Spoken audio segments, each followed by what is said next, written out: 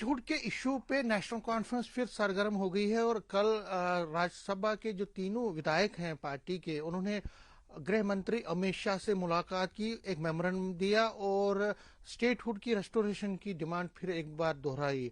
हालांकि जो बाहर के जेलों में जो लोग हैं उनकी जम्मू कश्मीर की जेलों में शिफ्ट करने की भी उन्होंने मांग की है, लेकिन स्टेटहुड का भी एक मुद्दा अब बहुत बड़े पैमाने पर उन्होंने उठाया है। स्टेटहुड के इशू पे बीजेपी क्या सोच रही है और जो ये अभी डेवलपमेंट हुई है, मेमोरेंडम जो गृह मंत्री को दिया गया, उस पर मेरे साथ बात करने के हैं leader of opposition Jammu and Kashmir assembly Sunil Sharma. Sharma ji, news 18 से बात करने के लिए आपका बहुत बहुत शुक्रिया। कल जो गृह मंत्री से मिले हैं राज्यसभा के तीनों विधायक राज्यसभा में नेशनल कॉन्फ्रेंस के, उन्होंने मेमोरेंडम के जरिए दो तीन डिमांड्स की हैं। पहली डिमांड, जो प्रमुख डिमांड है, वो है स्टेटहुड की रेस्टोरेशन की। उन्होंने कहा कि स्टेटहुड आपके कमिटमेंट है, आपका प्रॉमिस है, और अब इलेक्शन के बाद आपने ये कहा था कि हम इसको वापस दिलाएंगे। मेमोरेंडम के जरिए उन्होंने फिर इसकी डिमांड जो है दोहराई। देखिए, पहले ही अंडरस्टूड था समीर जी, नेशनल कॉन्फ्रेंस इसी बात पे आएगी। जब इन्होंने सो कॉल्ड स्पेशल स्टेटस के रेजोल्यूशन को लाया था, या कभी ये चिल्लाते थे 370 या 35 के लिए, मैंने उस दिन भी कहा था कि अंत में ये हमारे एजेंडे पे आएंगे। और आज बड़ी खुशी की बात है, इनके जो अभी न्यूली इलेक्टेड मेंबर पार्लियामेंट्स है, ये भी कम से कम दिल्ली जाके इनको कम से कम इतना समझ आया कि भारतीय जनता पार्टी के एजेंडे को ही हमें टो करना चाहिए, भारतीय जनता पार्टी के एजेंडे को ही हमें मान लेना चाहिए। जो ख्वाब, जो झूठ, जो ढकोसला 370 के नाम पे, 35 के नाम पे यहाँ पे इन्होंने दिखाया था, वहाँ पे कम से कम उनको समझ आ गया कि जो फिक्स पार्लियामेंट ने पहले किया है कि स्टेटहुड ही मिलेगा, उसी पे अब ये मेंबर पार्लियामेंट भी आ गए। क्योंकि यहाँ आके ये कुछ ख्वाब दिखा रहे थे, जो उनको सच्चाई का पता चल गया पार्लियामेंट जाके। बड़ी अच्छी बात हुई कि नेशनल कॉन्फ्रेंस के 3 मेंबर पार्लियामेंट्स को ये समझ आ गया कि यहाँ पे हमें स्टेटहुड ही मिलेगा। दूसरे जो ख्वाब हम यहाँ पे दिखा रहे हैं वो दफन हो चुका है, वो स्टोरी है और वो अब तारीख बनी है। तो मैं इनका खैर मकदम करता हूँ, इन तीनों मेंबर पार्लियामेंट्स का, कि भारतीय जनता पार्टी का जो फिक्स्ड एजेंडा है कि हमने स्टेटहुड देना है, वो भी हमारे साथ ही जुड़ गए हैं कि स्टेटहुड ही हमें चाहिए। मैं वेलकम करता हूँ उसका। वो नेशनल कॉन्फ्रेंस भी तो ये सवाल पूछ रही है। वो कहते हैं अगर बीजेपी, मैंने पूछा था उनसे, वो कहते हैं कि बीजेपी का अगर ये एजेंडा है तो उस एजेंडा को पूरा क्यों नहीं किया जा रहा है। अगर आपका भी ये एजेंडा रहा है और प्रॉमिस जो प्राइम मिनिस्टर ने प्रॉमिस किया है, पार्लियामेंट के अंदर भी प्रॉमिस किया है, उसके बाहर भी प्रॉमिस किया है, गृह मंत्री ने भी किया है, आप भी ये कहते हैं कि आपके मंशूर में भी था, स्टेटहुड क्यों क्या इशू आ रहा है। ये तो नहीं है कि जिस तरह उमर अब्दुल्ला कह रहे हैं कि उनकी गवर्नमेंट आई तो ये एक बदकिस्मती रही, अगर बीजेपी की यहाँ आती तो हो सकता है स्टेटहुड आया। दो बातें मैं पहले क्लियर करना चाहूँगा। मैं एक बात स्पष्ट करना चाहता हूँ कि नेशनल कॉन्फ्रेंस का वो जो ढकोसला था 370 का, 35A का, वो उनके दिमाग से निकल गया और भारतीय जनता पार्टी के मंशूर में, एजेंडा में, जो हमारा स्टेटहुड यहाँ पे राज्य का दर्जा देने का हमारा एजेंडा है, उसी पे एनसी आई। एक बात है। दूसरी बात, जो आप कह रहे हैं कि सीएम साहब कहते हैं कि मंशूर में है तो दे क्यों नहीं रहे, तो केवल वो चीफ मिनिस्टर बने हैं इसीलिए देना चाहिए, ऐसा भी नहीं है। उसके लिए परिस्थितियां वैसी होती है। उसके लिए कंडीशन ये नहीं है कि अब्दुल्ला खानदान का शहजादा जब गद्दी संभालेगा तब ही स्टेटहुड आएगा, ये कंडीशन नहीं है।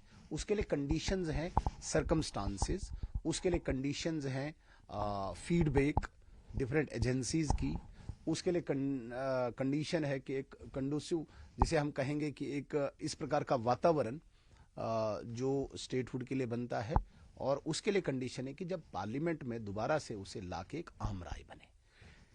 उमर अब्दुल्ला साहब कहते हैं कि चूंकि शेख मोहम्मद अब्दुल्ला साहब का पोता, फारूक अब्दुल्ला साहब का फर्जंद, अब्दुल्ला खानदान का शहजादा चीफ मिनिस्टर बना है, उसको पावर्स एंजॉय करनी है, उसको आगे पीछे और ज्यादा अपनी पुलिस बढ़ानी है, या उसको वही लाना है 2010 वाला माहौल, इसके लिए स्टेटहुड दो, तो वो स्टेटहुड नहीं मिलेगा। स्टेटहुड मिलेगा जिसमें गरीब की सुनवाई हो, जिसमें आम जम्मू कश्मीर का बाशिंदा सेफ फील करे, जिसमें पत्थरबाज नहीं दिखे, जिसमें आतंकवाद नहीं दिखे, जिसमें अलगाववाद नहीं दिखे, वो स्टेट हुड। लेकिन उमर अब्दुल्ला साहब उस स्टेट हुड की जल्दबाजी में हैं जिसमें ये पैलेट चलाते थे, जिसमें ये सिविलियंस को हिट करते थे, वो स्टेट हुड जल्दबाजी में ढूंढ रहे हैं। भारतीय जनता पार्टी एक कंप्लीट स्टेट हुड जिसमें आम जनमानस एक शांतिमय वातावरण फील करे, जिसमें कहीं पैलेट न चले। जो पैलेट उमर अब्दुल्ला सरकार यहाँ पे चलाती थी उसको आज बंद कर दिया स्टोर्स में, वो बाहर नहीं आती है। जिसमें सिविल किलिंग्स नहीं होती है। आज कहीं पे बच्चे स्कूल से नदारद नहीं है। आज कोई भी बिजनेसमैन अपने बिजनेस से नदारद नहीं। आज कोई मजदूर मजदूरी से कहीं कटता नहीं है। तो इसी को पूरी तरह से जब हम एस्टैब्लिश कर दें इन सारी चीजों को, तब जाके स्टेटहुड आएगा। इसमें उमर अब्दुल्ला ने पहले भी कहा था और वो ये बार बार कह रहे हैं कि आप आजमा के तो देख लीजिए। अगर आपको लगता है कि अगर आप 6 महीने फॉर एग्जांपल अगर आप स्टेटहुड दे के आप लॉ एंड ऑर्डर हमें हमारे हवाले करते हैं, लॉ एंड ऑर्डर अगर लगता है कि हम फेल हो गए तो आप वापस ले लीजिए, कोई प्रॉब्लम। ये आजमाने की चीजें हैं। वो पैलेट चलाएंगे तो वो तो आजमाते ही रहे हैं। इतना तो आजमाया उन्होंने सिविल किलिंग उनके दौरान होते होते, इतना तो आजमाया पैलेट गन्स उन्होंने चला चला के। तो आजमाना उनके लिए एक छोटी बात हो सकती है कि भाई मैं आजमाऊंगा, हालात खराब होंगे फिर वापस लेना। क्या बात करते हो आप उमर अब्दुल्ला साहब? आप एक बहुत बड़ी चेयर पे हो। स्टेट कोई आजमाने की चीज है क्या? ये इतनी बड़ी टेरिटरी जो है इसको आजमाना है क्या? ये जो इतनी एजेंसीज होती हैं ये मूर्ख बैठे हैं क्या? इनको नहीं पता है अभी क्या है, अभी क्या इनपुट्स हैं, अभी क्या फ्यूचर है? ये बैठे बैठे कहते हैं आजमा लो। कोई खेल खेलना है क्या? कोई साइकिलिंग करनी है, कोई जॉगिंग करनी है, कोई स्कीइंग करनी है, आजमाना है? आजमाने से थोड़ी स्टेट्स चलती हैं सर। ये तो जब तक ना एस्टैब्लिश हो जाएगा ये चीज तब तक थोड़ी होता है। जब जो आप बात कर रहे हैं कि 370 को भूल गए हैं, अब स्टेटहुड की बात कर रहे हैं। पीडीपी भी यही कह रही है। पीडीपी के वहीद परा का ट्वीट आया है, उन्होंने भी यही कहा है। उन्होंने कटाक्ष किया है नेशनल कॉन्फ्रेंस पे। उन्होंने कहा कि 370 को तो ये भूल गए, अब डॉक्यूमेंट्स में अब सिर्फ ये डिमांड कर रहे हैं, स्टेटहुड की डिमांड कर रहे हैं। तो कहीं ना कहीं पीडीपी और आपकी लाइन लग रहा है कि थोड़ी बहुत सेम। नहीं, हमें कोई पीडीपी अगर एनसी की जगह होती वो भी यही करती, क्योंकि दोनों परिवारों ने धोखा देना है कश्मीर को। वहीद परा साहब तो परिवार से बाहर के ना, उनको क्या पता है मुफ्ती परिवार के अंदर क्या बनता है। वहीद परा साहब एक एमएलए हैं उनकी पार्टी के, वो ट्वीट करना जानते हैं। अगर एनसी की जगह पीडीपी होती यही पीडीपी भी करती, क्योंकि दोनों परिवारों ने धोखा करना है कश्मीर के साथ, वहां के नौजवान के साथ, वहां के आम शहरी के साथ धोखेबाजी करनी है। और उस धोखेबाजी में रख के मरकज के खिलाफ, केंद्र के खिलाफ एक माहौल तैयार करके अपनी राजनीतिक रोटियां सेकनी है। इसलिए आप ये नहीं मानो कि सिर्फ एनसी ने ये किया, पीडीपी इनकी जगह होती वो भी वही करती। और दोनों का मकसद है कि हम जम्मू कश्मीर के लोगों को 370 का चेहरा दिखाएं और दिल्ली जाके जब हम होम मिनिस्टर से मिले, सर हमें स्टेटहुड दीजिए, बस इतना ये मांगेंगे। इतनी हिम्मत नहीं है इनकी कि वहां पे 370 की बात करेंगे। इतनी इनमें जरूरत नहीं है और न करनी चाहिए। एक तारीख है, दफन हो चुका है। यही तो हम कह रहे हैं इनको कि जो आप वहां चेहरा रखते हो वही चेहरा यहां रखो। वहां पे कमरे में आप हाथ जोड़ के सर स्टेटहुड चाहिए, यहां पे कौन सा इंजेक्शन आपको लग जाता है? या कश्मीर की हवा आपको लग जाती है क्या? वहां पे अभी भी वो अलगाववाद या आतंकवाद की वेव्स कोई आपके दिमाग को हिट करती हैं क्या? यहाँ पे आप अजीब की अजीब बातें करते हो। दिल्ली जाके आप ऑफिस में हाथ जोड़ के, हाथ में हाथ रख के, जनाब ये स्टेटहुड दो, यही बात इधर आके करो, हम आपका इस्तकबाल करेंगे। यहाँ पे आप बेवकूफ बनाते हो, यहाँ पे आप मूर्ख बना रहे हो। वही पीडीपी कर रही है, वही एनसी कर रही है, 30 सालों से कर रही है, 36 सालों से कर रही है। ये सच्चाई सामने आ नहीं रही है, लोग समझ नहीं रहे। मैंने कई बार बोला, दिल्ली के दरवाजे पे जूं ही आप जाते हो वहां पे आपका चेहरा ही अजीब हो जाता है। छोटा डेवलपमेंटल वर्क चाहिए सर, यहाँ पे आप बड़ी बड़ी तारीखें करते हो, वही बड़ी बड़ी वो पॉलिटिकल वो स्टंट्स खेलते हो। एग्जैक्ट वही बात यहाँ करो जब आप बंद कमरे में बैठ के करते हो। ये मैं कह रहा हूँ। इसी बीच देखिए, मैं ये क्यों पूछ रहा हूँ बार बार, और आम जो लोग भी ये कह रहे हैं कि देखिए जो डुअल पावर सिस्टम है, ये सीएम भी कह रहे हैं कि जो 2 सेंटर चल रहे हैं पावर्स के यहाँ पे, उससे क्या हो रहा है, ना तो वो अपना जो पॉलिटिकल एजेंडा है या पोल एजेंडा जो उन्होंने किया वो पूरा कर पा रहे हैं, और आम लोगों को भी सफ़र करना पड़ रहा है, ऐसी धारणा है। इसी बीच जो नया आंकड़ा भी आया है, अनएम्प्लॉयमेंट रेट जो है जम्मू कश्मीर का 6.1 है इस वक्त, जो कि एवरेज जो 5.0 जो नेशनल एवरेज है उससे ज़्यादा है। तो अनएम्प्लॉयमेंट में जम्मू कश्मीर इस वक्त बहुत आगे हो गया है। तो कहीं ना कहीं लोग ये भी कह रहे हैं कि जो ये रसाकशी या हम कहें ड्यूअल पावर सिस्टम चल रहा है, उससे जो बेसिक लोगों के मुद्दे हैं, चाहे वो डेलीवेजर्स का मुद्दा है, चाहे वो अ, आम लोगों की पानी बिजली सड़क या बाकी वो मुद्दे दफन हो जाए। देखिए, जो आप अनएम्प्लॉयमेंट रेट बता रहे हैं, नो डाउट अनएम्प्लॉयमेंट है यहाँ पे, लेकिन सीएम साहब को याद क्यों नहीं आ रहा है कि स्पीचेस, मैं अभी निकाल के बताता हूँ यूट्यूब से, कुछ दिनों में ही लाख नौकरियां देंगे, बताया था ना।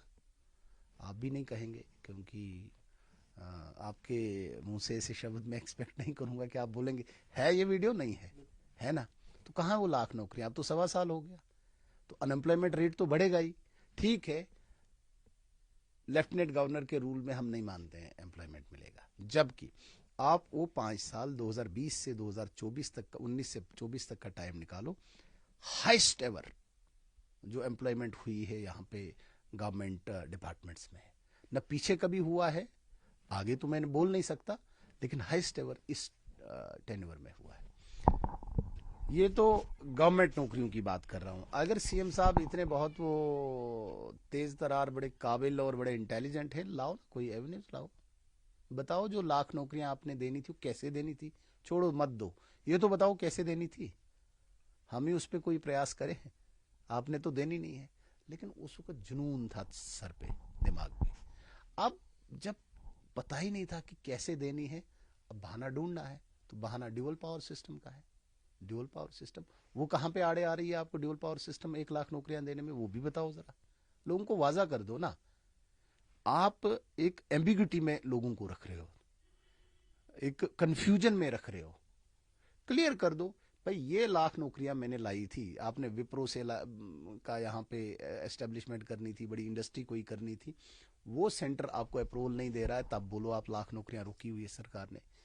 आप बोलो कि भाई डेली वेजर्स का बजट यहाँ पे इतना है, सेंटर ने बोला नहीं आप इनको अप्रूव नहीं करो, तब जाके हम बोले ड्यूअल पावर सिस्टम। ये क्या तरीका है भाई, ये वो लोग बातें करते हैं जो आम सड़क पे चलते हैं। आप चीफ मिनिस्टर हो, आप ब्लैक एंड व्हाइट में बातें लाओ ना, आप कागज बताओ कि भाई ये कोई इंडस्ट्री मैंने यहाँ पे प्रपोज की वो है। तो कहते हैं कि एलजी फाइलों पे बैठे हुए हैं, रिजर्वेशन का उन्होंने कुछ किया था, अप्रूव हो गया था कैबिनेट में, उसमें अभी तक हरी झंडी नहीं मिली है, मतलब अप्रूवल नहीं मिला है एलजी का। इस तरह से वो बोलते हैं बहुत सारी चीज़ें हैं जिस जो फाइलें हैं जो कैबिनेट पे भेजता है, उस पर एलजी साहब बैठ जाते हैं। बड़ी खुशी है कि समीर भट्ट साहब भी इस बात से सेटिस्फाइड हैं कि 1 लाख नौकरियां कहीं उन्होंने लाई हैं जिस पर एलजी साहब ने रोक लगाई है, क्योंकि आप उन्हीं की तर्जमानी कर रहे हैं कि फाइल रोकी। तर्जमानी मैं उनकी बात कर रहा हूँ, जो वो कह रहे हैं, वो कह रहे हैं हमारी भी कि जरूरत एलजी है। साहब बैठे हैं फाइलों पे इसलिए नहीं हो रहा। मींस उन्होंने लाख नौकरियों की फाइल कोई रखी है एलजी साहब के इधर, वही बोल रहे हैं ना आप, या डेली वेजर्स को रेगुलर करने की फाइल रखी हुई है एलजी साहब के पास जो रोकी हुई है, ऐसा ही है ना। मैं ये कह रहा हूं कि वो ब्लैक एंड व्हाइट में लाए कि ये फाइल मैंने लाई है जो रोक दी गई है 1 लाख नौकरियों के लिए, ये डेली वेजर्स को रेगुलर करने की फाइल ये देखिए मैंने लाई है, रोकी हुई है। फाइल रोकी, कौन सी फाइल रोकी है, सवाल चन्ना जवाब गुंदम, समझ ही नहीं आ रहा है। हम बात कर रहे हैं नौकरियों को, वो कह रहे हैं ड्यूअल पावर, हम बात कर रहे हैं नौकरियों की, वो कह रहे हैं फाइल रोकी है। कौन सी फाइल रोकी है, क्या लाख नौकरियां लाई उन्होंने, अनएम्प्लॉयमेंट की बात हो रही है ना, लाई हुई है। जो फाइल रुकी है, कहां रुकी है, झूठ, फरेब, ढोंग, जो अब्दुल्ला खानदान की डीएनए में झूठ।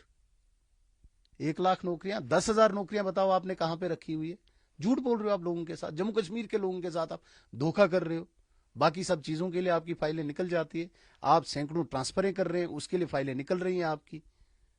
आप रोज जो एलजी महोदय के टाइम पे वो काम किए हुए हैं उनकी वो इनॉग्रेशन धड़ाधड़ कर रहे हैं, उसके लिए फाइलें निकल रही है।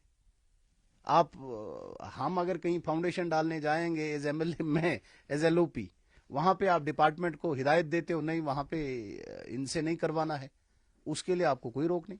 अगर इतने ही पावरफुल होते हम, मैं एक रोड का फाउंडेशन डालने गया, और सीएम हाउस और डिप्टी सीएम हाउस से फोन आता है कि जेई भी नहीं जाएगा, होने ही नहीं देना है फाउंडेशन। ये कर रहे हो आप, इसके लिए पूरी पावर है। मैं बड़े दावे के साथ कहता हूं, नहीं करने दिया, एक जेई तक भी नहीं।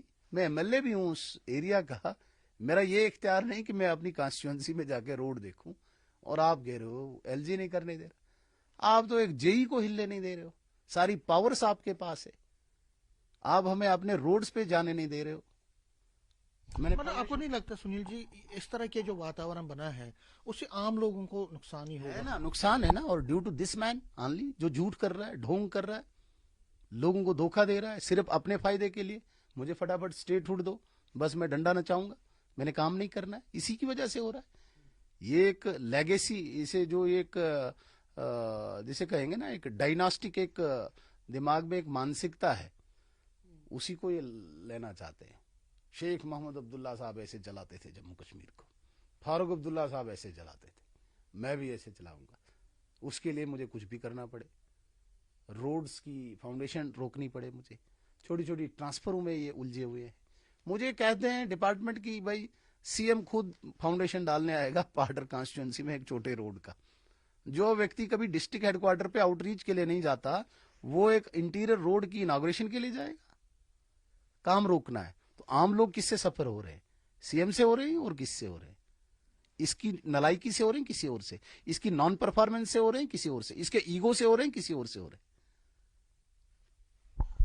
सुनील जी, जो कल मेमोरेंडम इन्होंने दिया है एनसी वालों ने, उसमें एक और पॉइंट उन्होंने दिया है कि जो बाहर में जो प्रिजनर्स, जो बाहर की जेलों में जम्मू कश्मीर के प्रिजनर्स हैं, उनको वापस लाने, ह्यूमन इशू है यहाँ पे, उनके घर वाले बहुत सफ़र करते हैं, वो जा नहीं बहुत अच्छी पाते। बात है समीर साहब, मुझे बहुत ही इंपॉर्टेंट प्रश्न पूछा आज आपने, और इस बात को बड़ी गंभीरता के साथ कहता हूं मैं। लाओ उन प्रिजनर्स को, लेकिन उनके बदले इनको अब्दुल्ला खानदान के शहजादे को और मुफ्ती खानदान की शहजादी को भेजो। इनकी वजह से वो जेल जाते हैं, क्योंकि अलगाववाद की बुनियाद जो है ये लोग डालते हैं। ये जो बातें करते हैं ना अलगाववाद के लिए, अभी जिस प्रकार की ये भाषण देते हैं, उससे आम गरीब को प्रवोक करते हैं, उनको सड़कों पे लाते हैं, उनसे पत्थर फेंकवाते हैं, उनको आतंकवाद में धकेलते हैं, और फिर उन्हीं की लीडरी करते हैं। ठीक है ना, अगर आप में इतनी नैतिकता है, आप जाओ उनके बदले जेल, बहुत अच्छी बात है। जाओ उमर अब्दुल्ला साहब, आप जोधपुर के जेल में बाकियों को भेज दो, क्योंकि आपकी वजह से वो प्रवोक होके ये काम करते हैं। जाओ महबूबा मुफ्ती साहिबा बरेली की जेल में बैठो, आप 10 दिन बैठो ना। ये थोड़ी ढोंग करना होता है, नहीं, उनको छोड़ो, छोड़ो, आप उनके बदले चले जाओ, क्योंकि आपकी वजह से वो जेलों में हैं। आपने उनको प्रवोक किया है, आपने उनको ऐसा बनाया है वहां पे। ये मैं गारंटी के साथ कहता हूं, सिर्फ और सिर्फ ये दो खानदान कश्मीर के नौजवानों को तबाह कर रहे हैं, और इनकी वजह से ये जेलों में है। मैं, अगर इनके अंदर नैतिकता है, मॉरल हाई ग्राउंड से जाए उनके बदले ये जेल, 5 साल लगा के आइए जरा। कोई दोबारा पत्थर नहीं फेंकेगा, ये जेल में बैठेंगे, कोई यहां पे आतंकवाद के उस चंगुल में नहीं जाएगा, कोई अलगाववाद के चंगुल में नहीं जाएगा। इन खानदानों के ये दो लोग बैठे वॉलंटियरली जेल में, मैं बताता हूं कश्मीर में शांति आ जाएगी। ये तो अब ये बात हो गई कांग्रेस का। एक रतले प्रोजेक्ट्स पे वो उन्होंने प्रेस कॉन्फ्रेंस भी की और तरह तरह के इल्ज़ाम लगा रहे हैं। बीजेपी पर, आपके एक एमएलए पर इल्ज़ाम लगा रहे हैं, और उसमें वो कोट कर रहे हैं जो सीईओ उसके प्रोजेक्ट के। क्या कहें? देखिए, कोई भी कंस्ट्रक्शन प्रोजेक्ट चल रहा है, एमएलए के पास जाते हैं लोग, उसमें किसी को कोई दो राय नहीं है। वहां पे कुछ लोगों को रिट्रेंच किया गया है, निकाल दिया गया है। वो एमएलए के पास गए, एमएलए तो बोलेगा भाई क्यों निकाले हैं मेरे लोग, मेरे मतलब मेरी कॉन्स्टिट्यूएंसी के लोग। आप अगर बाहर के लोगों को भी लगा रहे हो, यहाँ के लोगों को निकाल रहे हो, क्यों निकाल रहे हो? वो तो लड़ाई भी कर सकते हैं, करनी भी चाहिए कि एक एमएलए को, अगर उसमें किसी को पेट में दर्द है तो होने दीजिए, उसमें क्या फर्क पड़ता है? उसमें कल कोई प्राइवेट कंपनी है, कोई भी है, वहां पे अपने लोगों का हक लेने के लिए, लड़ने के लिए तो किसी भी एमएलए को करना चाहिए। हाँ, अपने लोगों को, हक को आप कंप्रोमाइज करोगे अपने मकसद के लिए, तब कोई सवाल उठता है। लोगों की लड़ाई चल रही है, लड़ाई लड़नी चाहिए, एक एमएलए को हक की लड़ाई लड़नी चाहिए, मजदूर की लड़ाई लड़नी चाहिए, वो तो लड़ेंगे, और लड़नी भी चाहिए एमएलए को, उसके लिए बिल्कुल किसी को भी कोई दिक्कत नहीं होनी चाहिए। आप अगर किसी गरीब की, किसी मजदूर की मजदूरी की कंप्रोमाइज अगर आप कहीं कंस्ट्रक्शन कंपनी के साथ कर रहे हो, तो वो तो चुप रहेंगे। सुनील जी, एमबीबीएस का जो इशू है, एमबीबीएस सीटों के जो माता वैष्णो देवी, आज भी संघर्ष समिति ने प्रोटेस्ट किया लगातार कई दिनों से, और आपने एश्योरेंस भी दी थी कि अभी तक कुछ हुआ नहीं उस पर। उम्मीद है होगा उस पे समाधान निकालेगी, क्योंकि प्रशासन गंभीर है, यूनियन मिनिस्ट्री ऑफ हेल्थ भी गंभीर है। हम पूरी उम्मीद लगाए बैठे हैं कि इसका समाधान निकल आएगा। किस तरह का समाधान जो आपने पहले नहीं, वो प्रपोज। मुझसे डिस्कस नहीं करेंगे वो, बट समाधान कोई भी हो सकता है उसका। लास्ट में पूछना चाहूंगा कि जो कल भी डॉक्टर फारूक अब्दुल्ला कह रहे थे कि हमें ये कहा जाता है कि जम्मू के साथ हमने डिस्क्रिमिनेशन करते हैं या हम भेदभाव करते हैं। हमने दरबार मुंह यहाँ पे रेस्टोर करवाया था, हमने बहुत सारी, जब मेरे टेन्योर में हमने भी वहाँ उस टाइम भी इक्वली जम्मू को डेवलप किया था। ये जो आप पे एलिगेशन लग रही है कि आप एक तरह से डिवीजन क्रिएट करते हैं, ये मेरा लास्ट सवाल है कि डिवीजन क्रिएट करते हैं, जो बेसिक मुद्दे हैं अगर उनको उठाते उनके पास बात करें, लेकिन आप हिंदू मुस्लिम या जम्मू मैं एक एग्जाम्पल कोट करके इस प्रकरण पर मैं रोशनी डालना चाहूंगा। यहाँ पे सतवारी में रोड वाइडनिंग होनी थी, वहां पे 8 10 15 दुकानदार उसकी जद में आ रहे हैं, और उनको चंद्रभागा अपार्टमेंट एक बना है, रिप्लेसमेंट वहां पे दे रहे थे। ठीक है, हमारे 11 एमएलए 10 एमएलए जम्मू के 3 4 बार सीएम साहब के पास चले गए,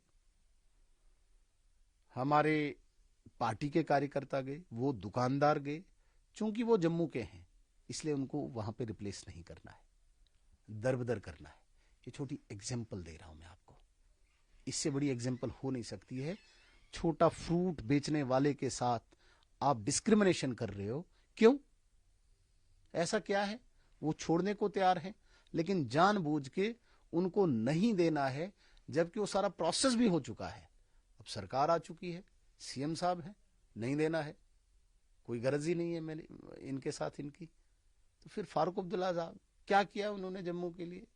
मैं ये नहीं कह रहा हूं कि जम्मू अलग और कश्मीर को अलग प्रिज्म से देखना चाहिए, लेकिन डिवीजन उन्होंने क्रिएट किया, उन्हीं की तो देन है ये सारी, ये जो डिवीजन आज तक यहाँ पे हुआ है।